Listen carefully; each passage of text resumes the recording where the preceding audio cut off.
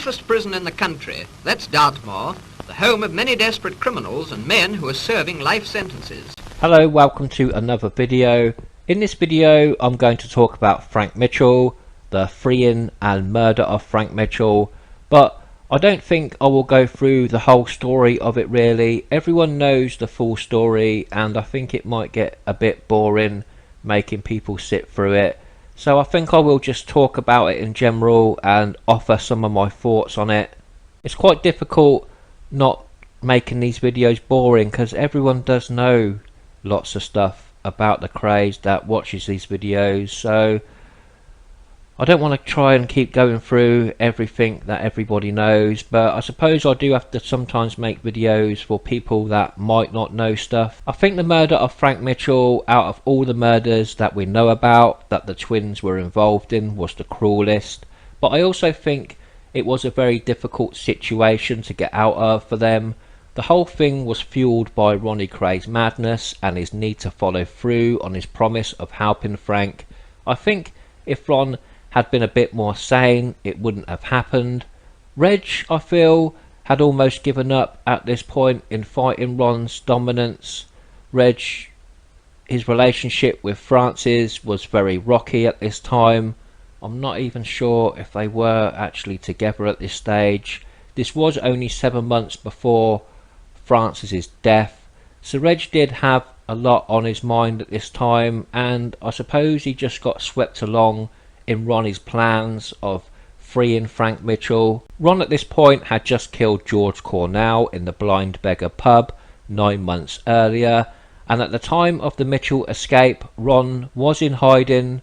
I'm not quite sure where he was in hiding, but he was in hiding because he failed to turn up to give evidence about a policeman that was trying to bribe the twins. It was about the policeman leaving the twins alone concerning their criminal activities. The policeman was Detective Leonard Townsend. Townsend came across Ronnie in the Baker's Arms pub at 75 Northernham Street in Hackney. I can't find a picture of the pub. It was demolished a long time ago in 1974. In the book Krayology, there is a short conversation between Ron and Townsend that I will read to you in a moment. This is the transcript of the conversation. It was recorded by Ronnie with a concealed tape recorder. It would be interesting to know if the recording is still about, but the conversation is as follows. Townsend: you need a little place to work quietly, don't you? Ronnie: yes. Townsend: it was quite by chance I stumbled in here the other day and found you. Now, obviously this is your little hideaway. Ronnie: yeah. Townsend: I don't necessarily want to spoil it for you. Ronnie: no. Townsend: but it must be worth something, I suppose, and that's the whole idea, obviously. Ronnie: well, tell me the truth. What do you want? Information or what? Townsend: no, I don't want information from you. Ronnie: come to the point. Townsend: you can use this pub, it's on my manor, you can use it. Ronnie: it's on your manor? Townsend: yes. Ronnie: what is this, Well Street? Townsend: Hackney. Ronnie: Hackney? Townsend: yes. Now I'm not going to, I won't come back here again. Ronnie: no. Townsend: a little bit of rent? Ronnie: yeah, how much? Townsend: well, there are 2 of us in it. A pony a week. Ronnie: a pony a week? Well, I'll have to discuss it with my brother. Townsend: certainly. Ronnie: because everything I do it with him, you know. Townsend: yeah, I put out a weekly amount because... Ronnie: how can I give you the money? I can't give it to you myself. Townsend: give it to him. Ronnie: who, the governor? What, in an envelope? Townsend: yeah. Ronnie: give it to him in an envelope. Townsend: that's fair enough, isn't it? Ronnie: Townsend: now, I put it at a weekly basis for a very simple reason. If I ask for a lump sum, there is no guarantee to you, is there? Ronnie: no. Townsend: so as long as I leave you here, you are left alone. Ronnie: Yes, we'll be left alone. But will any other police know about it? Townsend. Nobody else will know. So this was the conversation between Ron and Detective Sergeant Townsend. This happened in August 1966 and the tape was sent to the police. But given evidence was against the code that Ronnie Kray lived by, so he didn't turn up for the trial. I think this whole thing was done just to get one over on the police. It was more of a stunt than anything else, but nevertheless, Ron did have to go into hiding. It was while he was in hiding that he had given the go-ahead for Mitchell to be freed. The plan was in place for quite a while before that, but Ronnie probably felt he was on a roll after the George Cornell shooting and the business with the police, so he decided to get it going. On Monday, December the 12th, Mitchell was freed by being picked up off the moor by firm members Albert Donahue and Mad Teddy Smith. This is the pickup point, according to Albert Donahue. It probably hasn't changed at all since that day in 1966. From the right of the phone box is where Mitchell is supposed to have come from. Teddy Smith was in the phone box pretending to make a phone call. Teddy Smith went in the phone box to the reason for being here. In about 20 minutes and then Big Frank strolled round the bend here as though he owned the place. In the car, got him changed, took a big bloody great Tarzan type knife off him. Then we packed all his prison gear up and chucked it over a hedge where it was found a couple of days later. And we were home in London before it was on the radio. This is the distance from the prison to the pickup point. As you can see, it's very close. Mitchell was out on the moors on a working party that day with the other prisoners, but he wandered off and met Donahue and Smith. Frank was stowed away at a flat in Barking in London. I think the twins did bank on Frank Mitchell giving himself up, but that didn't happen. As you know, he got restless while in hiding in the flat, as he basically swapped one prison for another. He actually had more freedom in Dartmoor than he did in the flat he was hiding in. Frank was on a working party quite a lot with other prisoners while he was in Dartmoor, but he would often wander off to local pubs and was known to spend a lot of money in them. Well, he's been in quite a lot of times and always bought a great deal of drink. This is one thing that we remember him by because he was a very good customer. The rumour is that he told you, your husband, he was going away for a time. He'd be back next Christmas or after Christmas. After Christmas. He said, well, I won't be seeing you over Christmas, but probably I'll see you anyway sometime after Christmas. These are pictures of a couple of the pubs as pictured in 1966. It was also said that he made trips to Tavistock to buy budgies. I saw him a fortnight ago yesterday at the Elephant's Nest. That's a local pub, is it? That's right, yes. I had a telephone message to take him to Exeter. I went up to the pub. He said he didn't really want to go to Exeter. He just wanted to go into Oakhampton to buy a budgie. So really, on a whole, while he was imprisoned, he did have quite a bit of freedom. Frank, while in hiding, did say about going around to the twins' house in Valence Road. He did want Ronnie to come and visit him in hiding at the flat, but Ron was in hiding himself, so he couldn't. I think Reg did turn up at one stage, but I don't think he wanted to spend long in that flat. He didn't really want to get involved in it. So Frank did say about going round to the twins' house. I think it was a case of, if they don't come and see me, I will come and see them. And I think the twins took this as a threat. And he started getting a bit edgy. And he said if the twins didn't come and see him, he'd go and see them.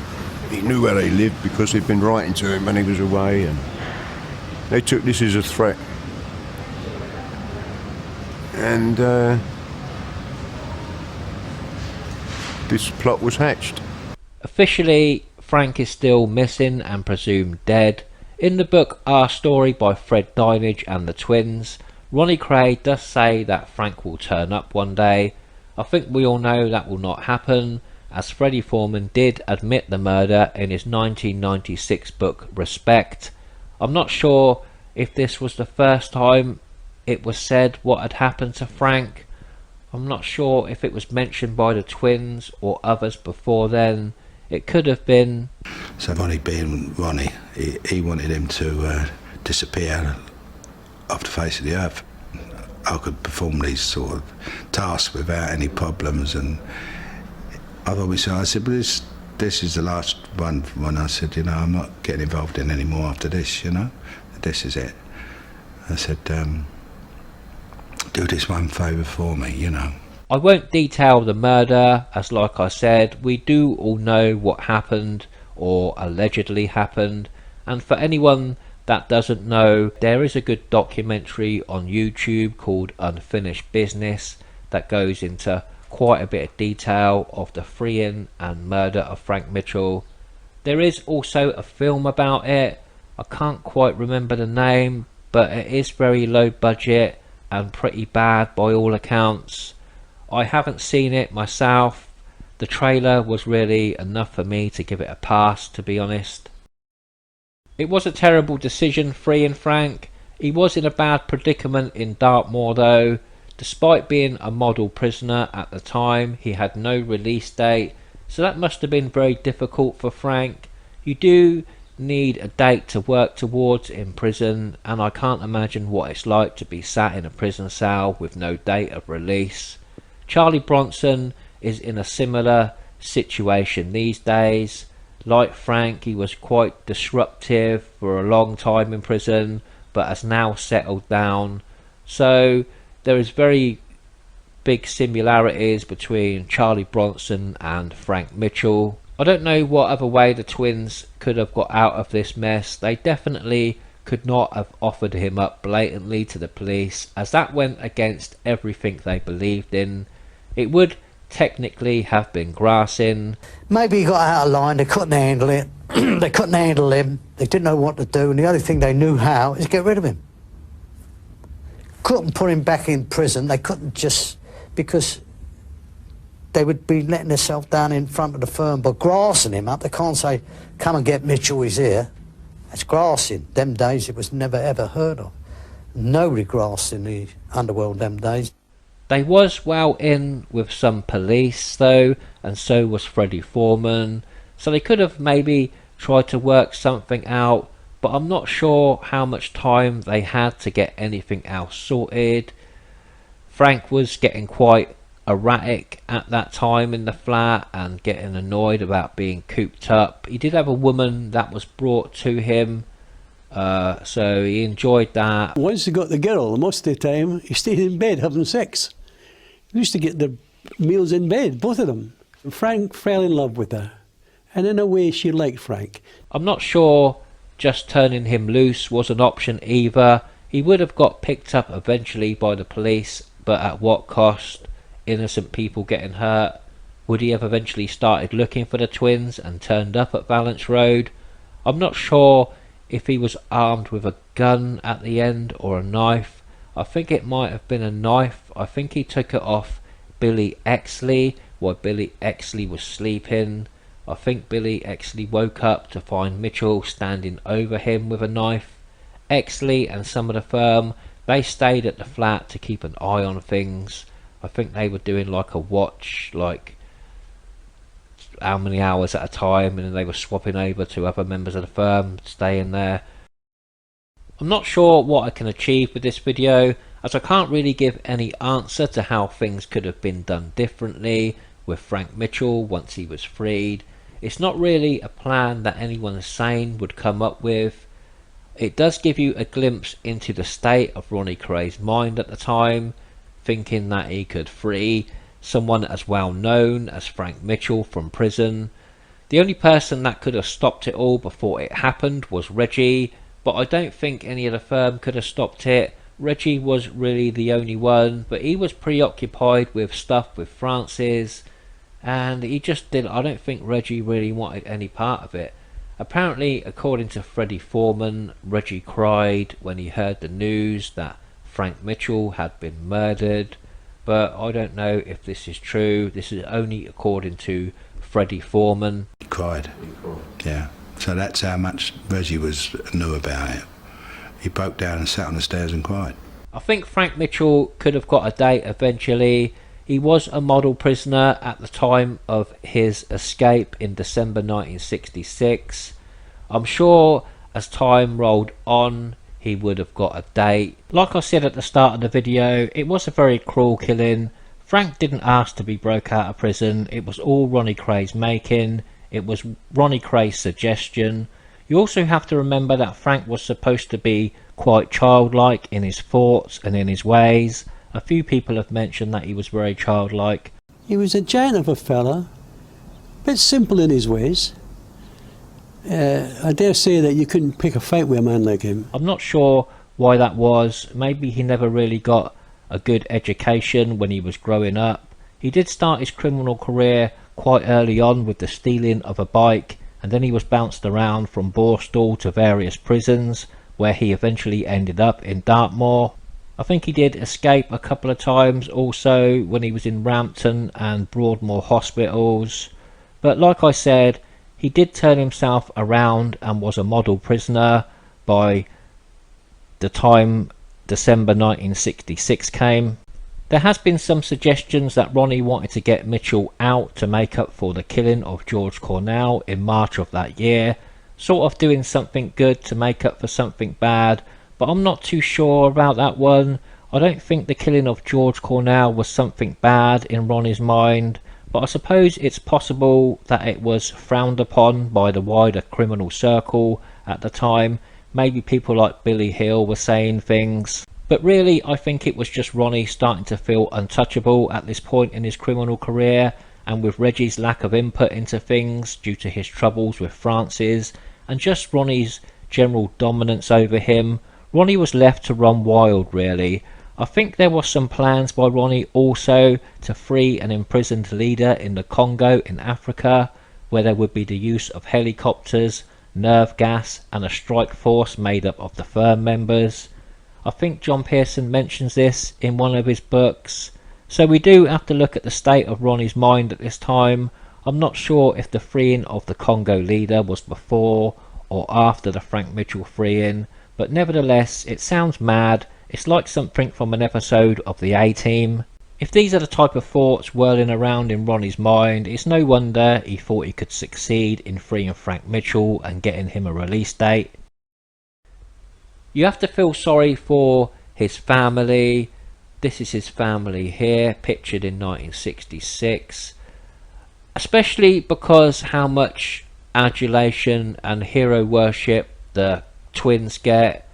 They didn't directly kill Frank, but they had a significant hand in it. So it must have been very difficult for his family to see, especially in these later years, seeing all the adulation that the twins got and the hero worship, when really they did technically kill Frank. Frank's family have never got any closure on all of this. All they know is that he was allegedly shot in the back of a van on a cold December's night in 1966, and then his body was dumped at sea. It must have been very difficult for them. Even though Frank was away in prison most of his adult life, he was still a son and a brother. I think Freddie Foreman has apologised for the killing of Frank Mitchell in some interviews, but he has also tried to justify it by saying Frank was a danger and that he would be like a crazed Rottweiler being let loose on the public. I don't know about that. I didn't know Frank Mitchell, but to me it sounds like Freddie Foreman was saying those things just to justify his killing. I can't really say too much more about it, to be honest. It was just a plan that was born out of madness by Ronnie Kray, and it just should never have happened. There was a trial after the Krays' main trial in 1969 that featured Freddie Foreman, the twins and I think Charlie Kray. Albert Donahue gave evidence in that trial, but he wasn't really believed, so they were all acquitted of the murder. And although Freddie Foreman did admit to the murder in his 1996 book Respect, the murder is still officially unsolved, or the disappearance of Frank is officially unsolved, and he is probably presumed dead. So that's about it. It's not a long video, but I hope you have enjoyed it. You're welcome to leave your comments as always. It's interesting to see what you've got to say and your thoughts on it. Maybe you can tell me how the twins could have got out of this situation other than killing Frank, because I really can't think of any other way out. As bad as the killing was and as cruel as it was, I really can't see too much of a way out for them. Like I said, they couldn't give him up to the police, as that would have been grassing. I suppose they could have just let him go free, but at what cost, you know? So that's about it. I'd like to thank you all for watching. I'd like to say I hope you and your families all stay safe in this trying time with the virus. It's getting pretty bad out there, so I hope you all stay safe, and I will catch you in the next video, and thank you for watching. Mr. Mitchell, have you got anything to say to Frank? Any message for him? What I have is, I say, it's your old pal dead, Frank, and I'd like to see you get a definite date and give yourself up so you can go back and finish whatever it is and come out again. And so I want to see you. Longing to see you at home, you're.